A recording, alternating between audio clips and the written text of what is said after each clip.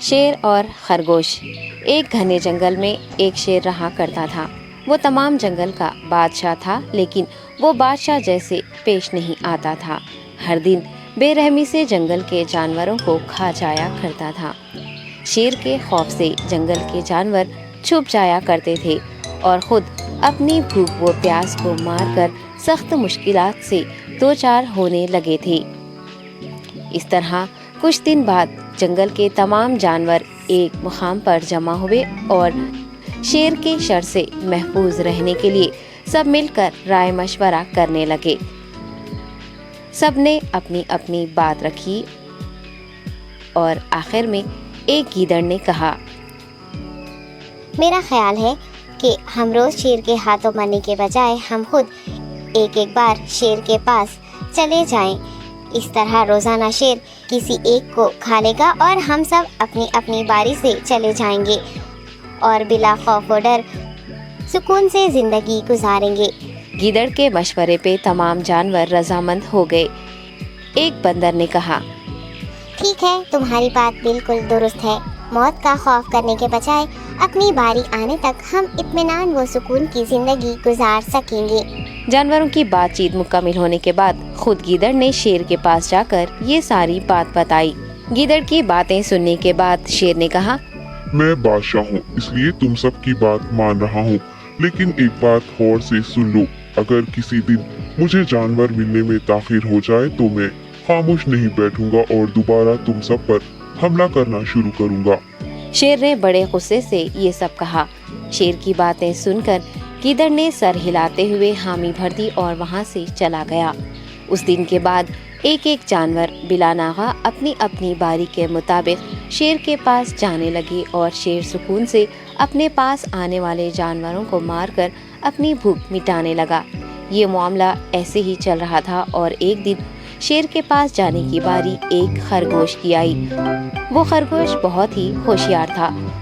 اسے شیر کے پاس جانا منظور نہیں تھا اور اس نے اپنے ساتھی جانوروں کو بے رحمی سے مارنے والے شیر کو سبق سکھانے کی ٹھان لی اور ایک اچھی تدبیر نکال کر آہستہ آہستہ شیر کی گفا کے پاس پہنچ گیا۔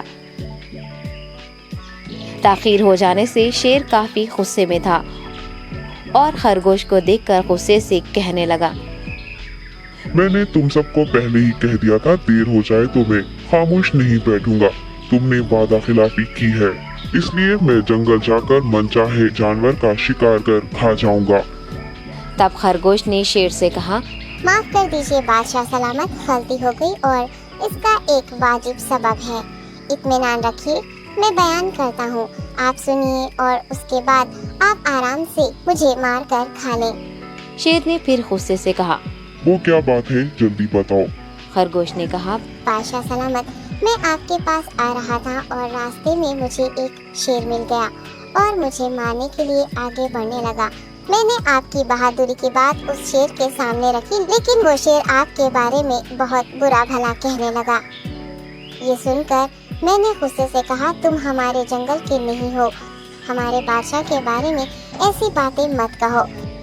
یہ سن کر وہ شیر مجھ پر حملہ کرنے کے لیے تیار ہو گیا۔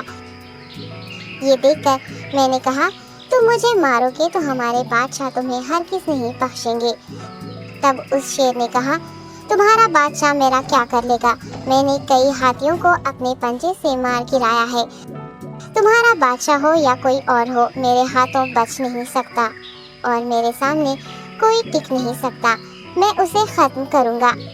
یہ سب بدتمیزی کرنے لگا۔ میں نے اس شیر سے کہا، تم ہمارے بادشاہ سے آ کر بات کرو۔ تب اس نے فخر سے کہا، میں کیوں آؤں؟ تمہارے بادشاہ میں دم ہے تو اسے ہی یہاں لے کر آؤ۔ یہ کہہ کر مجھے دبانے لگا۔ بادشاہ سلامت، اسی لیے آنے میں تاخیر ہو گئی۔